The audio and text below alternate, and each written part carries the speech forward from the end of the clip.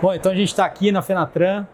A gente agora vai conversar com o Sr. Gilberto José, da Della Volpe. Obrigado por estarem aqui com a gente. Para começar, eu queria que vocês falassem um pouco da empresa, né? Enfim, o que a Della Volpe faz, o que vocês têm hoje em dia. Bom, a Della Volpe ela foi fundada em 2 de outubro de 1956. Conclusão, ela é mais velha até do que eu. Eu tenho 63 anos, a empresa tem 66 anos, fez 66 agora. Ela foi fundada pelo meu pai e pelo meu tio, o senhor José e o senhor Rafael Della Volpe. O senhor Rafael era o mais velho, o irmão mais velho, o senhor José o mais novo. Eles fundaram a empresa nessa época, eles eram motoristas de caminhão, se juntaram e fundaram a empresa e ela perdura até hoje. Atualmente, é óbvio que tem uma história de 66 anos, ela foi passando por vários tipos de operações, cargas, sistemas e tudo mais. Atualmente, a gente opera no Brasil inteiro e opera muito com carga de MRO, com transporte de carga lotação inflacionada dedicada e com operações logísticas específicas. Todas essas operações estão divididas em mais de 30 filiais.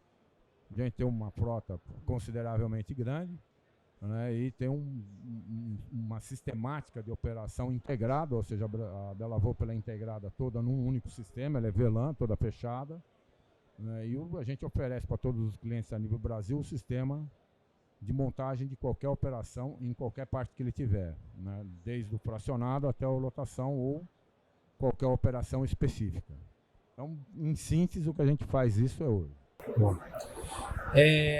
E aí eu queria entender também um pouco de vocês, como é que foi a questão da tecnologia para vocês, né? Imagino que junto com esse processo de gestão, devia ter algum sistema que os suportava nessa gestão, né? Mas assim, como é que vocês veem hoje a tecnologia aplicada aí a uma transportadora, ao setor de transporte? Sim, o setor de transporte ele sempre foi muito rudimentar, né? Porque a grande maioria das empresas de transporte foram fundadas, na sua esmagadora maioria, por motoristas de caminhão que depois vieram crescendo. Aí quando entraram filhos, eu entrei, tinha 16 anos, também trabalhava meio que na base junto com o motorista, fiz curso de mecânica, fui aprovado, depois fiz outros cursos de... E aí quando você chega numa época de faculdade é que você começa a olhar e falar, não, agora... você tem que sair um pouco desse manual e começar a automatizar.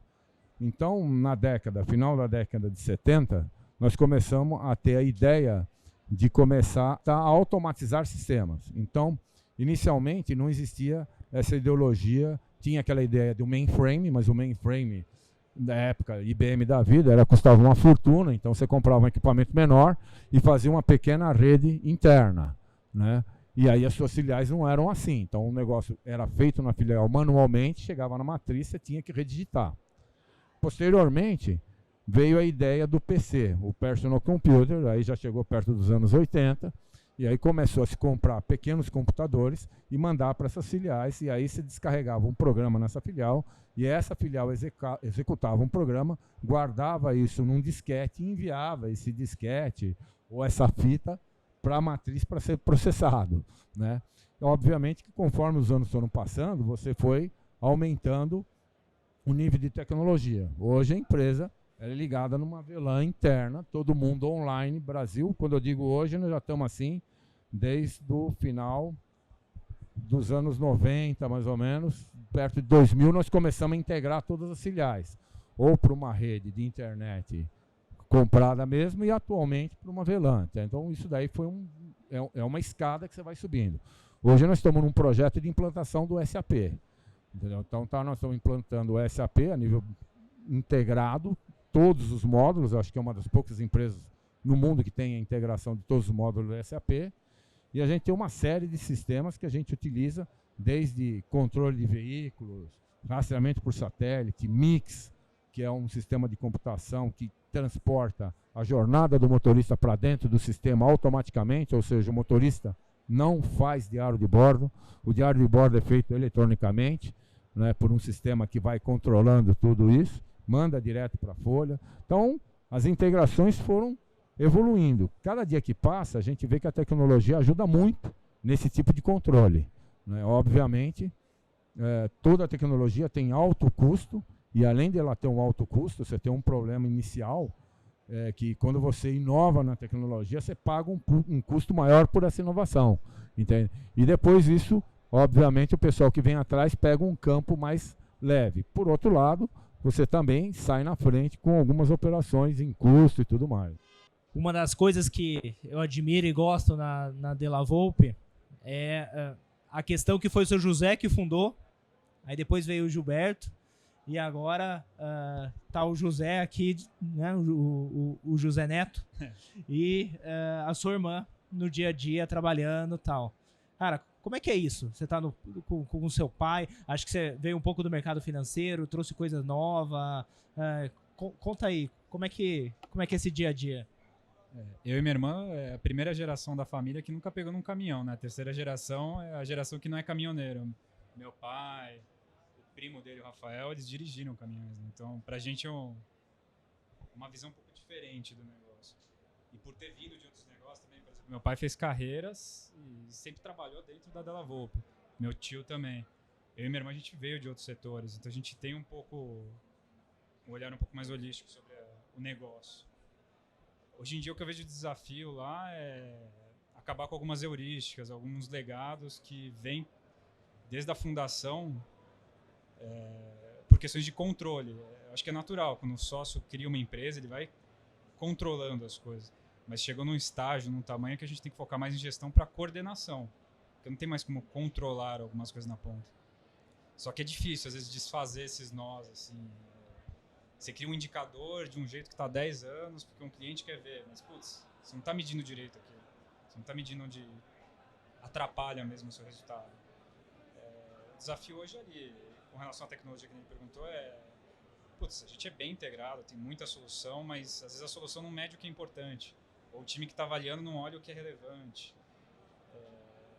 Está muito bem profissionalizado, mas ainda falta isso. Mas isso acho que é um desafio de todos os setores. Pegar outras empresas do mesmo tamanho vão estar na mesma questão que a gente. De geração, acho que é maior esse problema. Não tenho nada de experiência que nem de setor de transporte, mesmo no caminhão, mas assim, na parte de análise, gestão, a gente tenta contribuir mais com isso. Assim, trouxe resultado. Agora o SAP é a única coisa que até hoje samba bastante. Mas o que eu acho que é legal, que acho que o Gilberto está dando uma aula aqui de história aí da tecnologia em transporte, passando, né? E acho que cada vez mais, com um pouco desse mundo que a gente vive um pouco acelerado, que sai coisas novas o tempo inteiro, e cada vez mais a gente sabe que o setor de transporte está passando por uma transformação, né?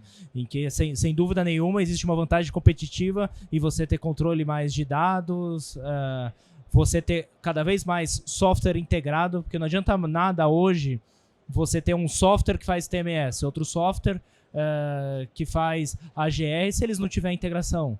E, by the way, é onde você tem o maior custo, não só o custo na hora de implementar, como também o custo de fazer manutenção. É onde que dá problema. Se você for ver lá quando um sistema para, no geral, é sempre um problema na integração, né? O que eu acho legal, e até quero perguntar aqui para o Gilberto, assim, na sua visão, você acha que, vou chamar aqui dos meninos, né, que eles estão chegando agora e tal, eles conseguem trazer esse novo olhar, essas coisas novas no dia a dia, você acha que contribui, enfim? A empresa, desde que foi fundada pelo seu Rafael e pelo seu José, os dois, eles sempre tiveram uma cabeça, eles sempre falavam assim, olha, quem vai na fonte, quem costuma beber água limpa, melhor, então vocês têm que procurar sempre a fonte da origem das coisas. Obviamente que na época deles não tinha essa parte tecnológica. Então o que era? Procura o cliente, dá alternativa, põe caminhão cada vez mais tecnologicamente avançado, procura entender o que ele precisa fazer para você fazer. Então esse instinto de origem, ele permanece, entendeu? Então meu tio infelizmente faleceu, o seu Zé continua, está com 90 anos, está lá, mas eles nunca chegaram, nem o meu tio, nem meu pai, tampouco meu primo, chegaram e falaram assim, tanto eu, não vamos mais, não interessa mais mexer com coisa nova. A gente sempre está procurando ver maneiras novas de se fazer uma coisa que, em teoria, é muito simples, é pegar a mercadoria do ponto A e colocar lá no ponto B. né? A coisa mais simples do mundo é chegar e falar, não, olha, é transportar, né? É que nem o cara fala, transporte aéreo, a coisa mais simples que tem. Você pega o passageiro que está no Rio, leva ele para São Paulo, acabou, né? Dentro de uma teoria é simplório. A hora que você começa a descer a nível de detalhes, você tem tipos de carga, movimentos de carga, modelos de carga, tipos de transporte, tipos de clientes diferentes, armazéns, sistemas, e tudo isso é uma evolução constante. Quando você dá a liberdade para quem está dentro ter esse desenvolvimento, a tendência é eles irem atrás. Aí você pega... eu, quando eu tinha 20 anos, eu olhava e falava, eu quero isso daqui mais moderno. Aí chegou uma hora, meu pai chegou e falou, agora vai você olhando mais essa parte, mas vai chegar a hora, né, que já chegou há algum tempo que eu falo para eles, olha, o que vocês veem de mais moderno aí?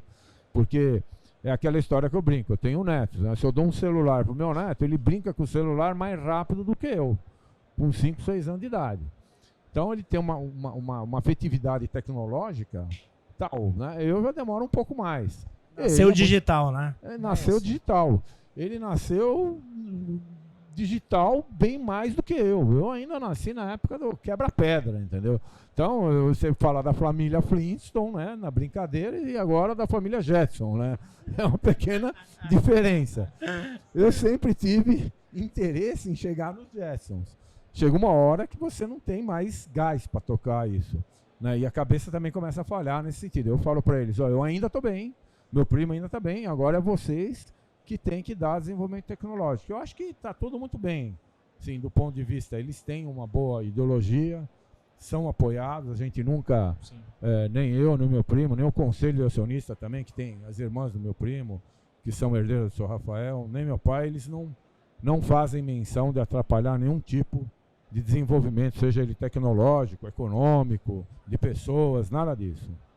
Então acho que eles estão bem direcionados. Quando eu falo das heurísticas, é mais... O desafio que eu falo de acabar com as heurísticas é mais porque a solução já está montada para aquilo daquele jeito. Um exemplo besta é, especificação e avaliação de resultados faz imagem em cima do carreteiro. Quanto cobra isso?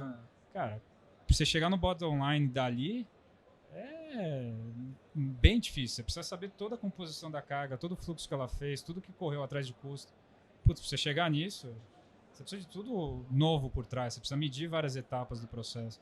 Mas quando traz solução e traz ideia, eles aceitam e são bem abertos. Tanto que a gente conseguiu convencer de pôr o SAP. Acho que consigo resumir esse nosso papo aqui em 3 coisas, cara. Della Volpe: experiência, tradição, inovação e uma 4ª, sucessão. Tem uma que eu acho que é assim, trabalho e persistência, sabe? Porque assim, se o cara desiste no meio do caminho, é melhor parar, porque fazer mal feito é melhor não fazer. Então, a ideologia do seu Rafael, a ideologia do seu Zé, ela permanece na empresa. Trabalho, trabalho, trabalho. Ó, você não pensa que você vai chegar às 10 horas da manhã, as coisas vão acontecer. Não pensa que você vai sair 4 horas da tarde e o prêmio da Mega Sena vai estar ali do lado. Entendeu? Você vai chegar todo dia, 7h30, 8 horas, não tem, tem horário para chegar, não tem para sair. Quando o dia não dá, a noite empresta. Isso eu ouvi minha vida inteira. Eu e meu primo, que começamos com os 2 pais, vamos dizer assim, muito novos, né? A gente ouvia isso dos velhos o tempo inteiro. O dia não dá, a noite empresta. A semana não dá, o fim de semana empresta. Agora, deixar de fazer, vocês não podem, entende? Então isso daí é perseverança também, né? Ele falou aqui a frase, o headline da notícia aqui, hein? Já tá escrito já. É isso aí. Agora, uma outra pergunta aqui, de um tema que está cada vez mais... cada vez mais importante para as empresas e vejo que para uma transportadora isso ainda mais, né? Como é que vocês tratam lá a questão da sustentabilidade, né? Como é que isso é visto lá hoje na Della Volpe? Assim, a sustentabilidade é uma coisa que ela vem junto com a tecnologia, né? Porque você fala assim, por quê? Quando a primeira conversa que teve de chuva ácida, que era o problema do diesel com enxofre, lá atrás, foi no início dos anos 90. Então se falava em chuva ácida. Tem chuva ácida, da onde vem? A grande maioria da queima de diesel. Então as montadoras começaram a falar, olha, nós temos que começar a fazer alguma coisa com esse sistema de injeção para diminuir a queima de diesel, porque pô, é muita queima de SO2, de SO4. Então vamos alterar isso. E assim, a empresa que está disposta a trocar frota, a investir em equipamento, ela vai no reboque da montadora. Só que a montadora ela tem uma visão global, né? Um poder global, e ela vai te ensinando. Ela mesmo já vai falando, olha, a sustentabilidade, ó, não pode jogar óleo fora. Então a Petrobras falava, olha, o problema de óleo é considerado grave, não pode jogar fora. Bom, então tem que montar um sistema de coleta de óleo. Conclusão, a Della Volpe hoje ela tem todo o sistema de coleta de óleo, papel, tem sistema de energia solar em várias filiais. Nós temos, quando nós fizemos o prédio que nós estamos hoje, nós mudamos para lá em 1993. Em 1992 nós estávamos na construção. Em 92, naquela época nós já fizemos uma rede de água separada da rede de água que vem da Sabesp. E a captação de água de todos os telhados, que as áreas de telhados lá são razoavelmente grandes, captam água e separam para a área de descarga de sanitário, para a área de mictório, para a área de regrar jardim e para a área de lavar caminhão. Porque na Vila Guilherme a gente já falava, pô, custo de água é muito caro, nós temos que evitar. Então, o sistema de pátio capta água e joga para caixas d'água para lavar caminhão. Entendeu? Então, quando você começa a olhar, você fala, o que é sustentabilidade? É você ficar perseguindo um foco, né, ecológico o tempo inteiro. Entendeu? Porque, ó, pneu, antigamente você tinha que descartar pneu. Hoje você consegue falar com a montadora, você só compra pneu quando ela vem buscar o pneu utilizado. O mesmo vale, por exemplo, para pastilha de freio, sucatas de uma maneira geral. Então hoje o nosso índice de lixo lá é muito próximo de zero. Então você fala assim, e você tem o problema da queima do diesel, esse eu ainda não consegui resolver porque a montadora não conseguiu. Mas a nossa frota está inteirinha enquadrada em Euro 5. Eu não tenho frota fora do Euro 5. Vai entrar o Euro 6, eu vou começar a transformação para Euro 6. Então, a sustentabilidade no transporte é uma coisa que o cliente exige, a sociedade é uma necessidade, até porque, assim, a continuar da mesma maneira que vinha, né, da maneira que vinha lá nos anos 80, para se dizer que hoje nós não estávamos vivendo em São Paulo.